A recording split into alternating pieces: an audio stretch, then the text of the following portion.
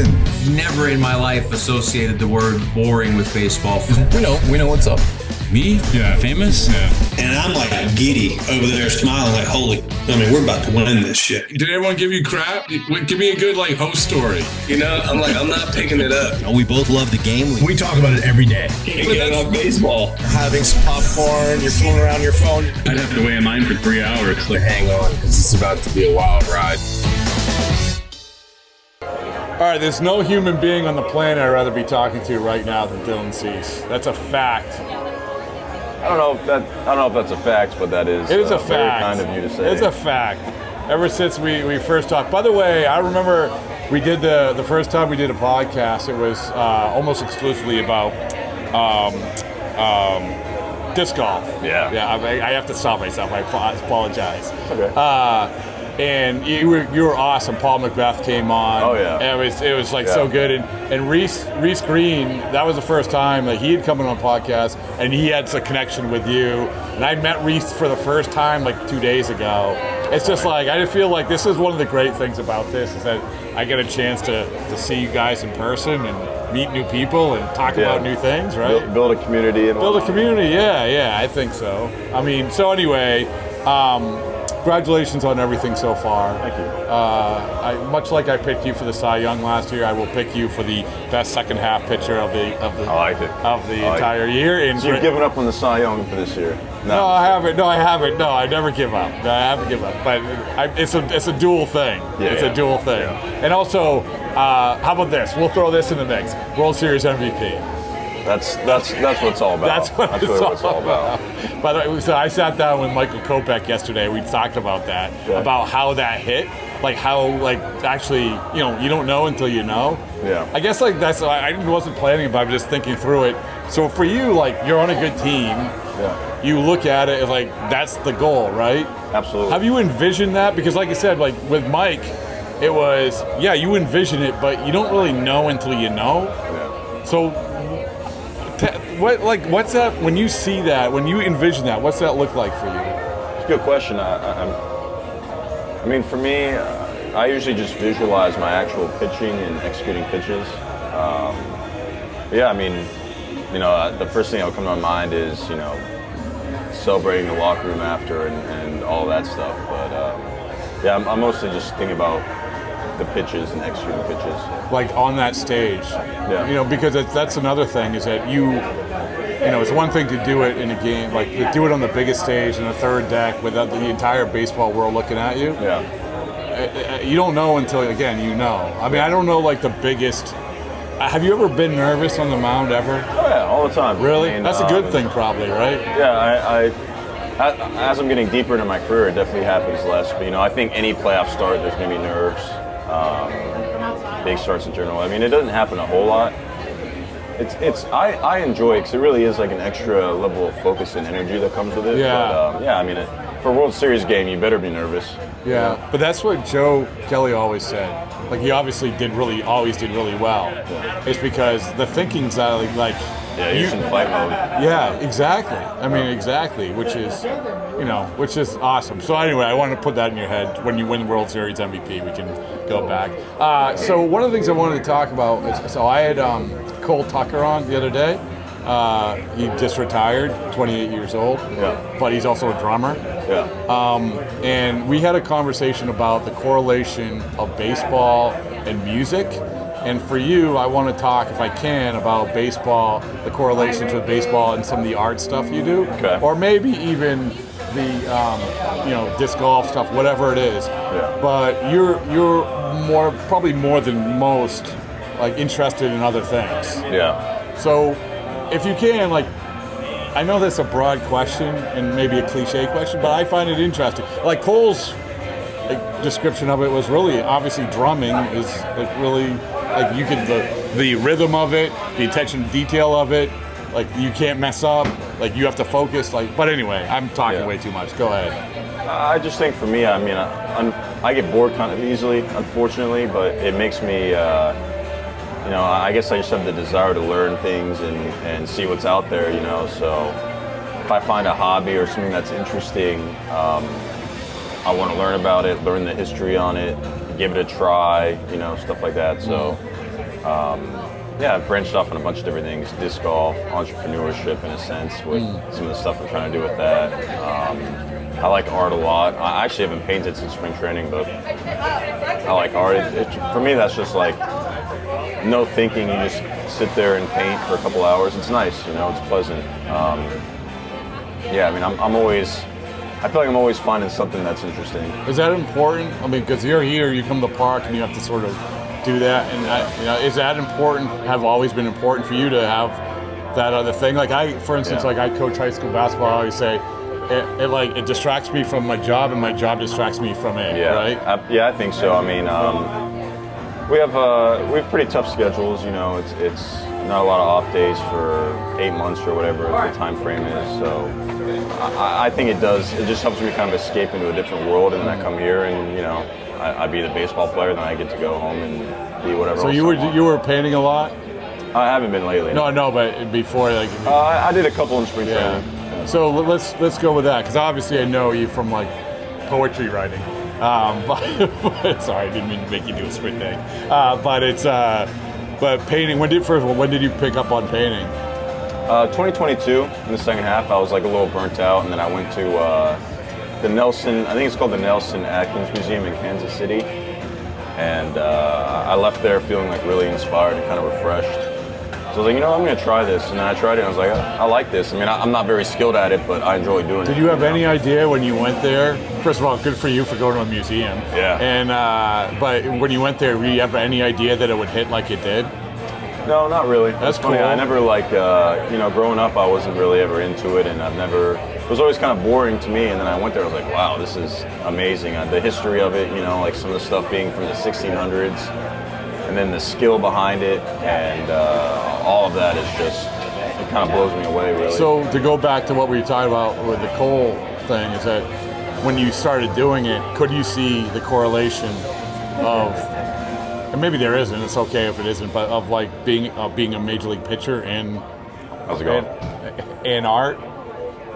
Yeah, you can make correlations between almost anything. I mean, the greatest artists and the greatest pitchers achieve fame and legacy. Both you kind of got to dedicate your life to. There could be big money in both.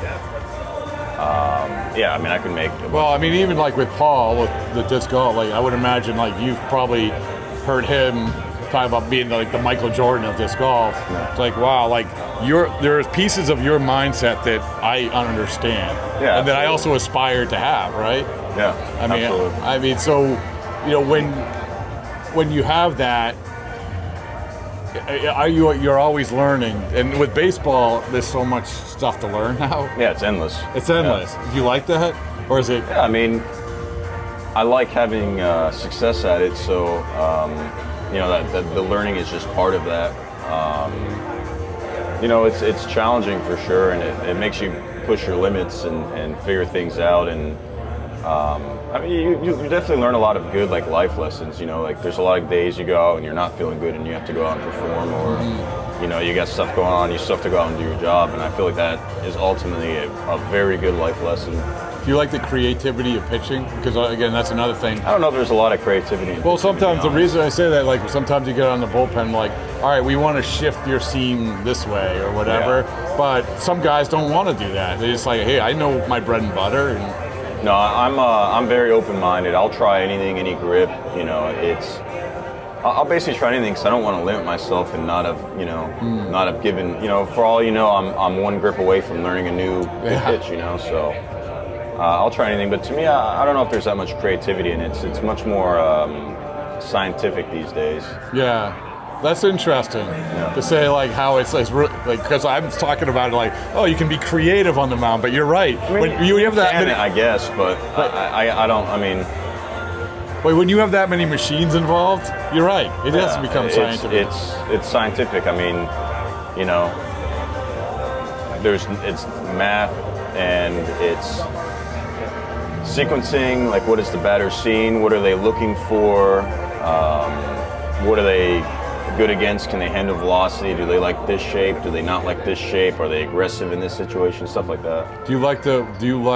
Would you say you err on wanting to be more creative, or like being like beholden to that all the things that you mentioned? For pitching? Yeah.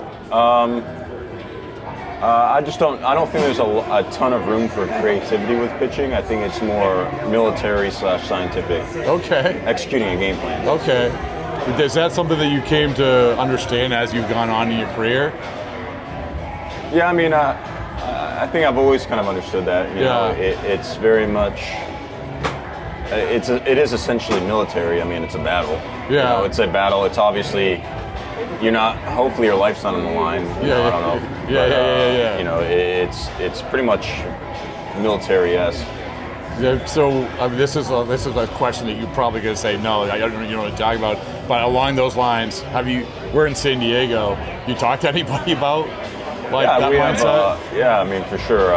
We'll have Navy SEALs come in. Oh, cool. All sometimes. right. Yeah. But yeah, I mean, I don't know. For me, it's like.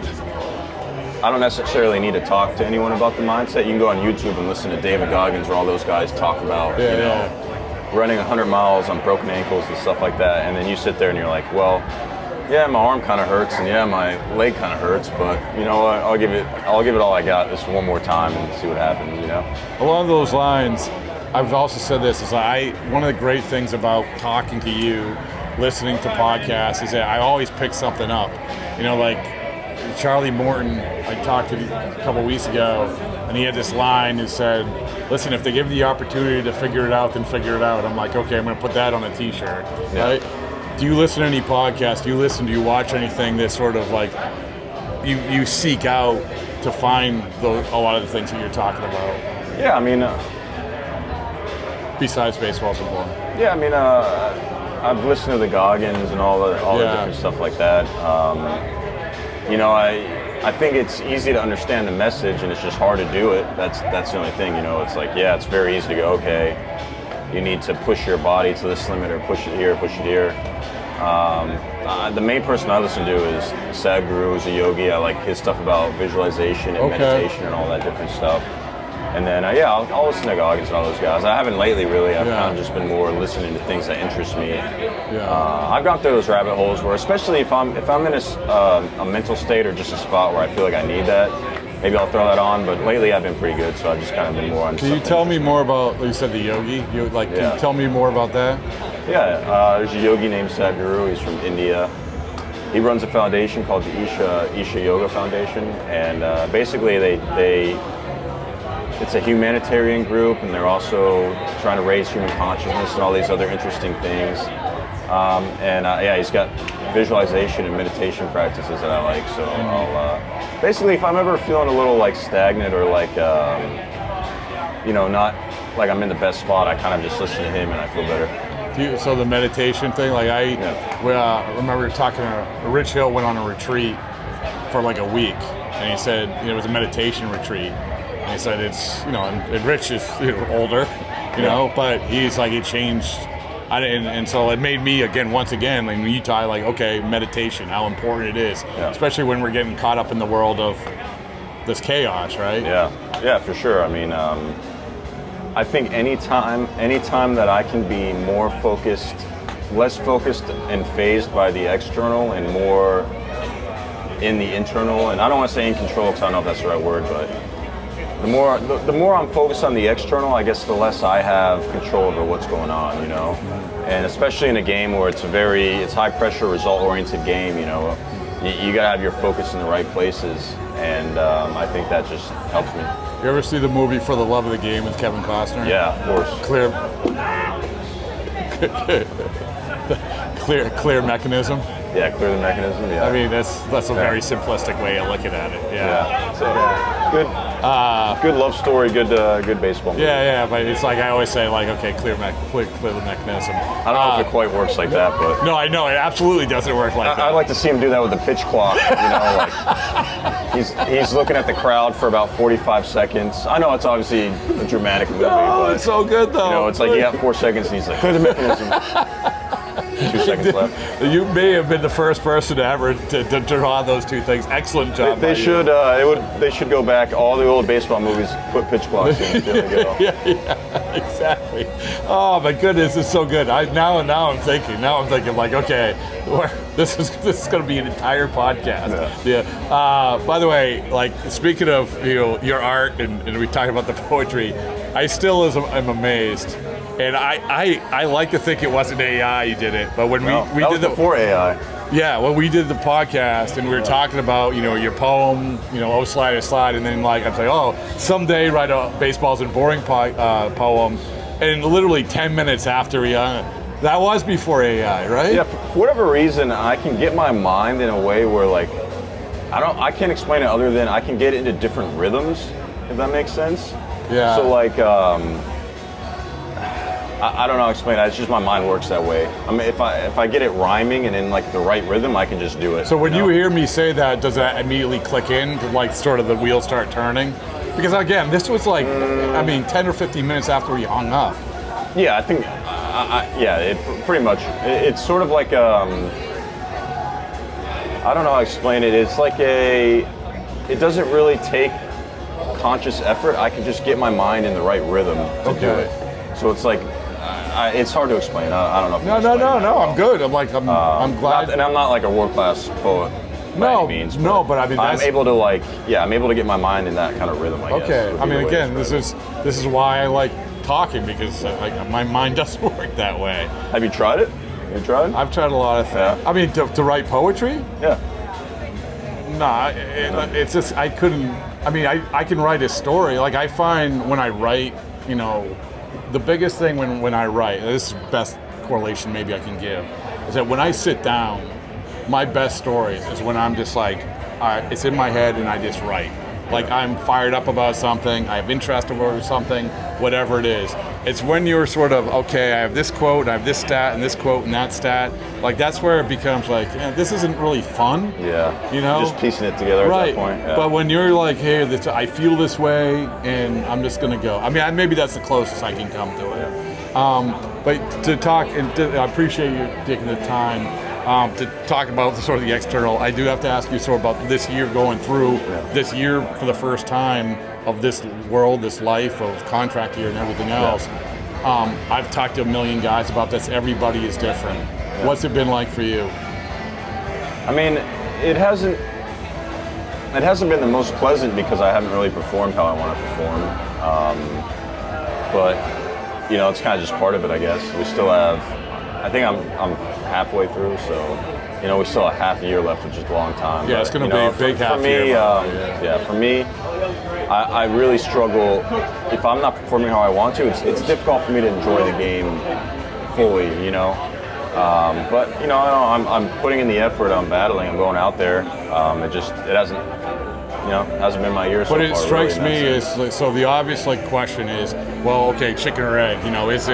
Is the cloud of the contract year, does that impact? No, and I knew the answer to it. Yeah. But some guys it does. I mean, it does. I mean, it's definitely a reality, but it's not something, I'm not really focused on it, I really just want to execute pitches at a high level. That's all I've ever really wanted to do with baseball is be an important member of the team and perform, that's what I'm here for. So no, I don't have that on my mind because, I don't know, I mean, I sort of just feel like it'll take care of itself, especially if you perform, obviously. But I just think it's going to take care of itself, really. I just want to perform, but it's been, it really hasn't been a great half for me. I've had some highs, definitely a lot of lows. A little bit unlucky with some different stuff, but for the most part, I just haven't executed how I'd like to. But I like where I'm at now. I'm throwing hard. I'm giving it what I got. Now I'm just reining it in, It's going to be a great year in, like I said, World Series MVP. But at that point, I remember sitting down. This is obviously going to show the age, but sitting down with Josh Beckett when he was talking about this stuff. And we were just very honest. And I said, listen, it's my experience, and no matter what, if you're enjoying what you do, right, it makes a big difference. You'll make your money. Make that. It's don't chase the thing like other stuff, right? Yeah, I think that's what's tough is it's a very result-oriented game at the end of the day, so it's. But if you're enjoying yourself, if you're freeing up your mind and just playing baseball and then doing all the things, the results are. It is a results business. Yeah. But the results will be good. I mean, I'm You stating give, the yourself obvious. you give yourself a better chance for sure. Yeah. I mean, definitely give yourself a better chance. But, Yeah. All right. Like once again, just remember World Series MVP. World Series MVP. Now, First one to call it. Here's the thing. I'm about to. So I got my first and only tattoo, right? Yeah. And I said to Joe, if you win the World Series, will you get a Baseballs and Boring tattoo? Yes, only if it's done by Mr. Cartoon. So we go out to LA. I'll show you the second. Mr. Cartoon does it. Now, I've had people commit, Alex Cora, other people, if they win the World Series, he will also get a Baseballs and Boring tattoo. Do you even have a tattoo? I don't have a tattoo, and I can't commit to that at this That's fine. point. I But have to- I will consider it. That's all I ask. What you need to do if we win is Tell you me. need to text me whenever you think the peak of the celebrating's going on, aka when you think that I'm the most drunk I'll ever be. That's when you try to get. And then I will something out of me. document it. All right. Yeah. See, that's next level thinking. All right, thank you, man.